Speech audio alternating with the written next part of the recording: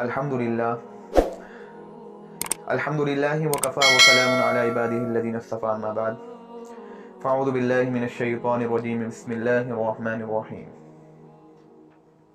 उदख़ुलूहा फ़िस्सिल्मि काफ़्फ़ा सदक़ल्लाहुल अज़ीम।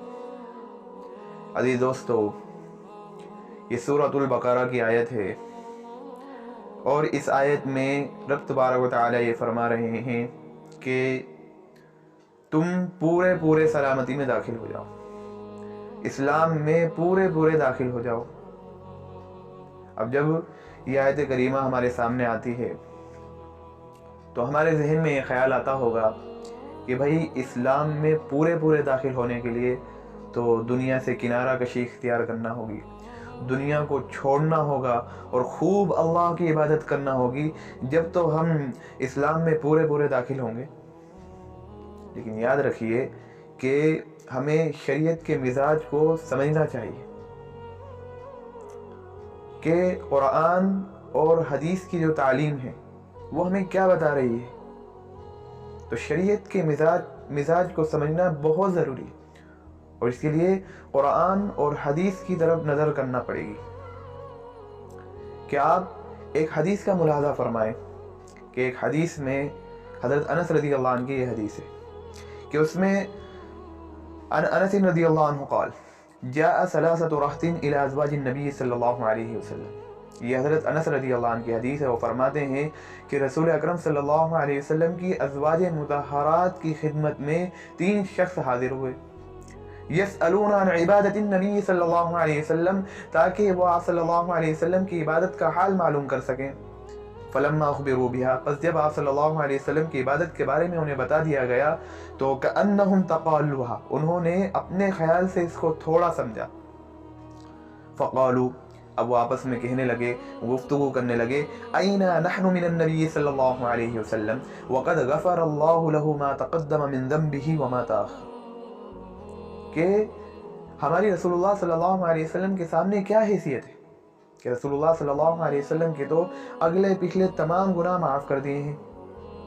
अब फ़क़ाल अहदुहुम, उनमें से एक ने कहा कि अम्मा अना फ़उसल्ली लैल अबदन, कि मैं रात भर इबादत किया करूँगा, रात भर नमाज़ें पढ़ा करूँगा। वक़ाल अल-आख़र, दूसरे ने कहा अना असुमुन नहार अबदन वला उफ़्तिरू, कि अब मैं मुसलसल रोज़े रखा करूँगा और इफ्तार भी नहीं करूँगा।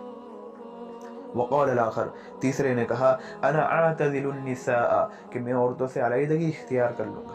फ़ला अतज़व्वजु अबदन, कि मैं शादी नहीं करूँगा। फ़जा नबी सल्लल्लाहु अलैहि वसल्लम इलैहिम, आप सल्लल्लाहु अलैहि वसल्लम ये गुफ्तगू सुन रहे थे, आप सल्लल्लाहु अलैहि वसल्लम उनकी तरफ मुतवज्जे हुए। फ़क़ाला, आपने फरमाया अंतुमुल लज़ीना क़ुल्तुम कज़ा व कज़ा, कि अभी तुमने ऐसी और वैसी बात कही है।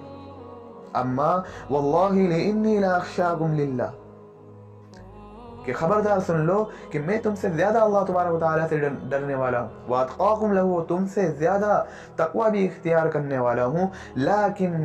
लेकिन मैं असूमु, कि मैं रोज़ा भी रखता हूँ। व उफ़्तिरू, तो इफ्तार भी करता हूँ। व उसल्ली, नमाज भी पढ़ता हूँ, यानी रात का क़याम करके मैं नमाज़ें पढ़ता हूँ। व अरक़ुदु, तो मैं आराम भी करता हूँ, सोता भी हूँ। व अतज़व्वजुन निसा, और औरतों से शादी भी करता हूँ। फ़मन रग़िब अन सुन्नती फ़लैसा मिन्नी, आप सल्लल्लाहु अलैहि वसल्लम ने फरमाया, ये आखिरी लफ्ज़ आप सल्लल्लाहु अलैहि वसल्लम ने फरमाया कि ये मेरी सुन्नत का तरीका है, और जो मेरी सुन्नत से एराज़ करेगा, मेरी सुन्नत से इन्हिराफ़ करेगा, याद रखो वो मुझसे नहीं है, वो मेरे तरीके पर नहीं। तो इस हदीस में ये बताया गया कि अमल में रसूलुल्लाह सल्लल्लाहु अलैहि वसल्लम से आगे निकलने की कोशिश नहीं करना चाहिए। भाई रसूलुल्लाह सल्लल्लाहु अलैहि वसल्लम के उस्वे हसना को अपनाते हुए आपकी जो सुन्नत है उसी दायरे के अंदर हमें रहना चाहिए। कि 3 सहाबी, जिसमें हज़रत अली भी हैं, हज़रत उस्मान बिन मज़ऊन हैं, हज़रत अब्दुल्लाह बिन रवाहा रज़ी अल्लाह अन्हु में, ये तीनों सहाबी अज़वाज मुतहहरात की खिदमत में हाजिर हुए। क्यों? ताकि आप सल्लल्लाहु अलैहि वसल्लम की इबादत का हाल मालूम कर सकें, आपकी इबादत की मिक़दार को मालूम कर सकें। بس جب آپ کی عبادت کے بارے میں ان 3 صحابیوں کو بتایا گیا تو انہوں نے اپنے خیال سے اس کو تھوڑا سمجھا. اب ان کا خیال تو یہ تھا کہ رسول اللہ صلی اللہ علیہ وسلم اس سے کہیں زیادہ عبادت کرتے ہوں گے، آپ صلی اللہ علیہ وسلم کی اس سے کہیں زیادہ عبادت ہوتی ہوگی. لیکن جب آپ صلی اللہ علیہ وسلم کی عبادت کے بارے میں انہیں معلوم ہوا تو اب آپس میں گفتگو کرنے لگے، آپس میں باتیں کرنے لگے کہ ہماری رسول اللہ صلی اللہ علیہ وسلم کے سامنے کیا حیثیت ہے کہ بھئی آپ صلی اللہ علیہ وسلم کو تو عبادت کی کوئی ضرورت نہیں، آپ صلی اللہ علیہ وسلم گناہوں سے معصوم ہیں، گناہوں سے محفوظ ہیں، آپ صلی اللہ علیہ وسلم کے اگلے اور پچھلے تمام گناہوں کو معاف کر دیا ہے. اب یہ گفتگو کرنے کے بعد انہوں نے اپنے طبیعت اور اپنی مزاج کے موافق اپنے اوپر ایک ایک عمل کو لازم کر لیا. ایک نے کہا کہ میں اب رات بھر عبادت کیا کروں گا، رات بھر نمازیں پڑھا کروں گا. دوسرے نے کہا کہ میں مسلسل روزے رکھا کروں گا، افطار بھی نہیں کروں گا. تیسرے نے کہا کہ میں عورتوں سے علیحدگی اختیار کر لوں گا، یعنی شادیاں نہیں کروں گا. تینوں نے اپنے اپنے مزاج کے مطابق اپنے اوپر ایک ایک عمل کو لازم کر لیا. اب یہاں پر رسول اللہ صلی اللہ علیہ وسلم نے شریعت کے مزاج کو سمجھایا ہے. آپ صلی اللہ علیہ وسلم نے ناراضی کا اظہار فرمایا اور آپ صلی اللہ علیہ وسلم نے اس سے منع فرمایا کہ دیکھو عبادت کا وہی طریقہ قابل اعتبار اور قابل مقبول ہے جو اللہ اور رسول صلی اللہ علیہ وسلم کی بتائی ہوئی حدود کے اندر ہو. اللہ رسول صلی اللہ علیہ وسلم کی بتائی ہوئی حدود کے اندر ہی قابل عبادت کا وہی طریقہ قابل اعتبار ہے اور قابل مقبول ہے. بھئی بندے کو جتنی عبادت کا اللہ تبارک و تعالی نے مکلف بنایا ہے اتنی ہی عبادت یہ اللہ کی معرفت اور حصول رضا کی ذریعہ ہو سکتی ہے. اس لیے تو رسول اللہ صلی اللہ علیہ وسلم نے فرمایا ہے کہ دیکھو میں تم سے زیادہ اللہ تبارک و تعالی سے ڈرنے والا ہوں، تم سے زیادہ تقوی اختیار کرنے والا ہوں، لیکن اس کے باوجود میں اللہ تبارک و تعالی کی مقرر کردہ حدود کے اندر ہی رہتا ہوں. یعنی میں حدود کے اندر ہی عبادت کرتا ہوں، میں روزہ رکھتا ہوں، افطار بھی کرتا ہوں، نمازیں پڑھتا ہوں تو سوتا بھی ہوں، آرام بھی کرتا ہوں اور میں شادیاں بھی کرتا ہوں.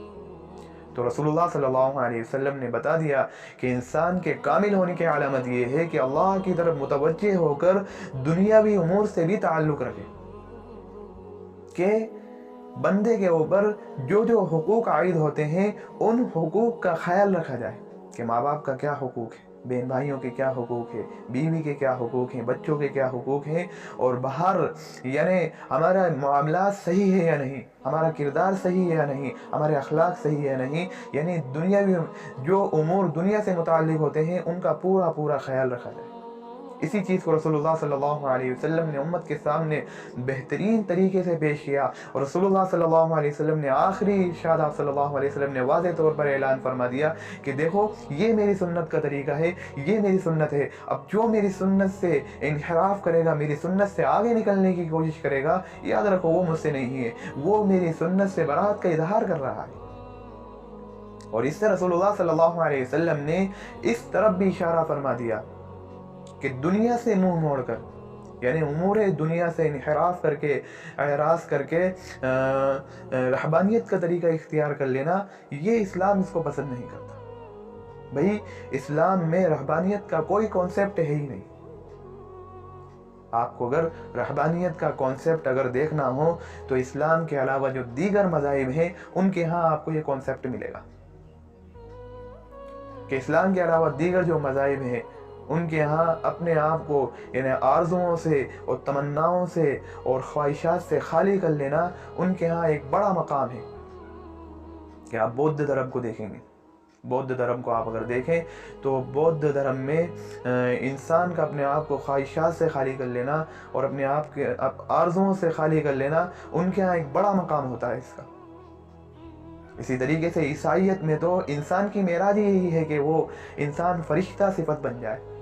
سناتن دھرم میں آپ دیکھیں گے کہ انسان سب کچھ چھوڑ چھاڑ کے یعنی دنیا سے منہ کو ہٹا کر، دنیا سے اپنے آپ کو ہٹا کر وہ پہاڑوں کی طرف نکل جائے، جنگلوں کی طرف نکل جائے.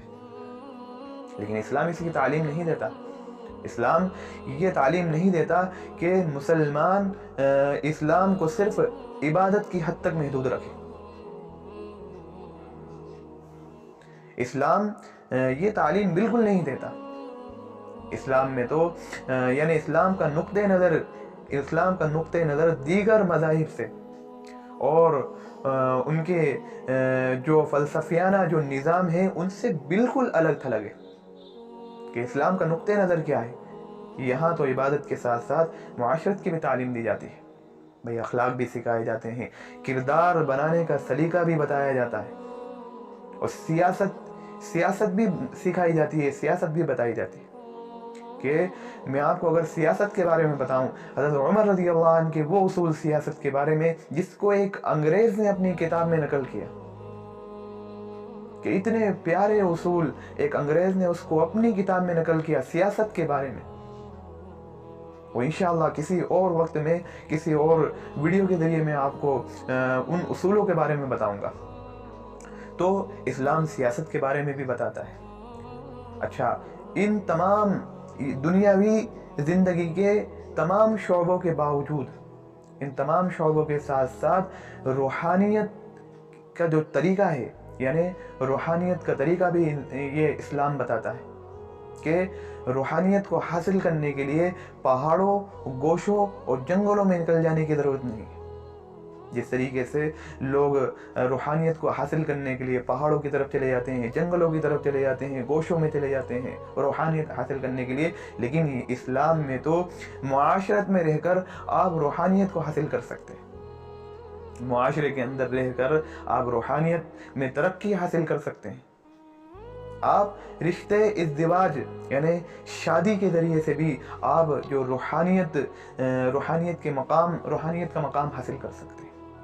تو اسلام کا اور شریعت کا جو مزاج ہے اس کو سمجھنا ضروری ہے، اور وہ قرآن اور حدیث کے ذریعے سے ہی اچھے سے سمجھا جا سکتا ہے. وما علینا الا البلاغ.